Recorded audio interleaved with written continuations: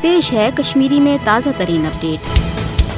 آز انسانی حقوقن ہند عالمی دہ تو مقبوض جوم تو یہ سانہ مختصر کتھ ہند سہ نقطہ اس زن دنیا کس باضمیر طبقس باپت اخ کمچو ٹاس یہ اقوام متحدہ ہین عالمی ادارن باپت اخ سہ سوال یمیک تسلی بخش جواب دنچ تمن اوقاتی چھن تکیاز تم روٗدۍ دنیاہس اندر مظلومن انصاف تو مغلوبن آزادی داونہ بجائے عالمی غاصب تو ظالم ملکن ہز پانہ غلامی کران یل زن تہند دعویٰ اس کہ تم انصاف باپت بارسس آمت۔ 10 دسمبر 1948 ہرگاہ انسانی حقوقن ہند بچاؤ کرنے حوالہ اخ عالمی آلو قرار دن